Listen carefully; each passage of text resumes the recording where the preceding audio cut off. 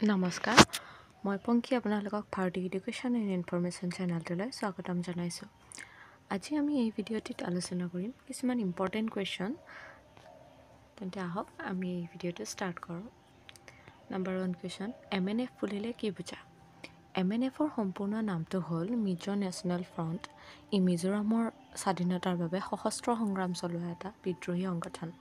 1960 চনত অসম চৰকাৰে অসমীয়া ভাষাক চৰকাৰী ভাষা হিচাপে বলবৎ কৰাৰ হকে গ্ৰহণ কৰা আইনৰ বিৰোধিতা কৰি MNF গঠিত হৈছিল।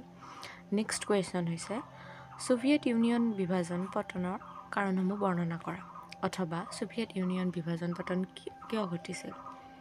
উত্তৰটো হৈছে, ছোভিয়েট ইউনিয়ন বিভাজন বা পতনৰ কাৰণসমূহ তলত দিয়া ধৰণে উল্লেখ কৰিব পাৰি।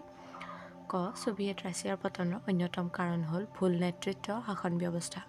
এনে শাসন ব্যৱস্থাৰ ফলত জনসাধাৰণে আশা আকাংক্ষা পূৰণ কৰিব নোৱাৰিছিল। ফলত ছোভিয়েট ব্যৱস্থাত জনসাধাৰণে অতিষ্ঠ হৈ পৰাৰ ফলত ক্ৰমান্বয়ে ছোভিয়েট ব্যৱস্থাৰ পতন আৰম্ভ হৈছিল।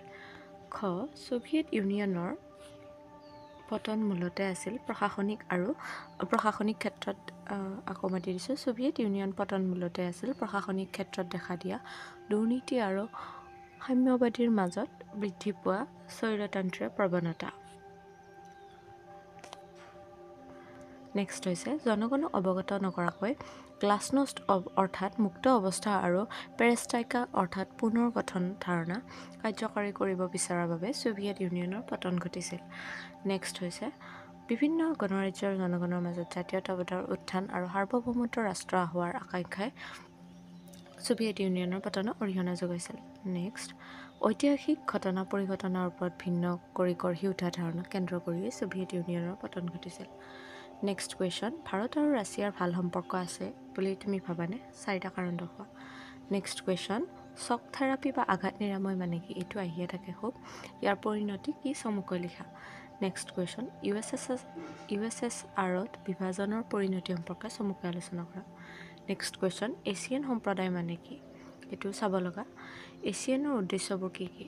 নেক্সট কুৱেশ্যন, ইউৰোপীয় সংঘই প্ৰভাৱ বিস্তাৰ কৰা প্ৰধান ক্ষেত্ৰবোৰ কি কি? বিশদভাৱে আলোচনা কৰা।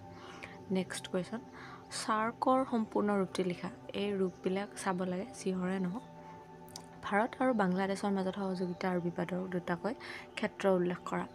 ভাৰত আৰু বাংলাদেশৰ বিষয়ে খুব কুৱেশ্যন আহিয়ে থাকে। নেক্সট কুৱেশ্যন, সাৰ্কত ভাৰতৰ ভূমিকা ব্যাখ্যা কৰা।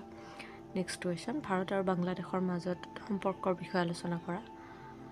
IAEAৰ সম্পূৰ্ণ ৰূপটো লিখা। SARSৰ সম্পূৰ্ণ ৰূপ কি? নাটোৰ সম্পূৰ্ণ ৰূপটো কি? জননিৰাপত্তাৰ দুটা প্ৰতিবন্ধকতা বা বাধা উল্লেখ কৰা। ভাৰতৰ নিৰাপত্তা কৌশলৰ উপাদান 4টা আলোচনা কৰা। উমৈহতীয়া অথচ পৃথকীকৃত দায়বদ্ধতাৰ ধাৰণাটো আলোচনা কৰা। নেক্সট, ৰিঅ' শীৰ্ষ সন্মিলনৰ ফলাফলবোৰ কি কি? এইটো আহি থাকে। 1990ৰ দশকৰ পৰা ৰাষ্ট্ৰসমূহৰ মাজত বিশ্ব পাৰিপাৰ্শ্বিকতা সংৰক্ষণৰ বিষয়টো কিয় গুৰুত্ব পাবলৈ আৰম্ভ কৰে? নেক্সট কুৱেশ্যন, UNFCCCৰ সম্পূৰ্ণ ৰূপটো কি? United nations framework convention on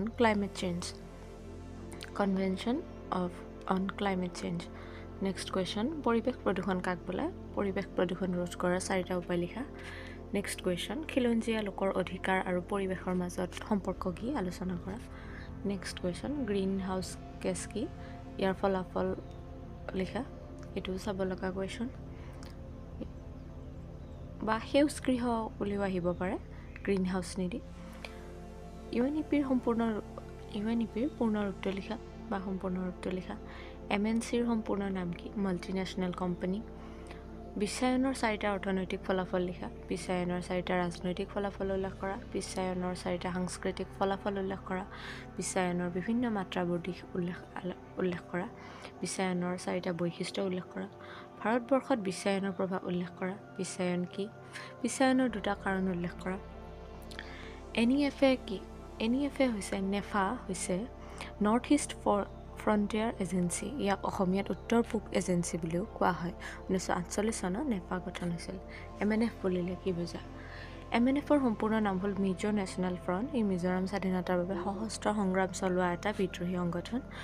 1960 চনত অসম চৰকাৰে অসমীয়া ভাষা চৰকাৰী হিচাপে বলবৎ কৰা হকে গ্ৰহণ কৰা আইনৰ বিৰোধিতা কৰি MNF গঠিত হৈছিল। নেক্সট কুৱেশ্যন, দেশীয় ৰাজ্য কাশ্মীৰ কিদৰে ভাৰতৰ লগত চামিল হৈছিল? চমুকৈ আলোচনা কৰা। নেক্সট কুৱেশ্যন, দেশীয় ৰাজ্য মণিপুৰ কি পৰিস্থিতিত ভাৰতত অন্তৰ্ভুক্ত? চমুকৈ আলোচনা কৰা। নেক্সট কুৱেশ্যন, ভাৰত বিভাজনৰ ফলাফল ব্যাখ্যা কৰা। এইটো খুব ইম্পৰ্টেণ্ট হয়। নেক্সট কুৱেশ্যন, ভাৰতৰ প্ৰথম তিনিটা নিৰ্বাচনত কংগ্ৰেছৰ আধিপত্য বা একদলীয় আধিপত্যৰ বিষয়ে চমুকৈ ব্যাখ্যা কৰা। নেক্সট কুৱেশ্যন, দ্বিজাতিতত্ত্ব সূত্ৰটো ব্যাখ্যা কৰা। নেক্সট কুৱেশ্যন, ভাৰতীয় দলীয় ব্যৱস্থাৰ বৈশিষ্ট্য উল্লেখ কৰা। প্লেন হোল্ডিং কি? ভূমি সংস্কাৰ কি? ভূমি সংস্কাৰৰ বিধানসমূহ আলোচনা কৰা। এইটো আহিব লাগে। পৰিকল্পনা আয়োগৰ কাৰ্যাৱলী উল্লেখ কৰা। নিৰপেক্ষতা আৰু গোষ্ঠী নিৰপেক্ষতাৰ মাজত পাৰ্থক্য কি? ভাৰতৰ পাৰমাণৱিক নীতিৰ ওপৰত চমুকৈ লিখা।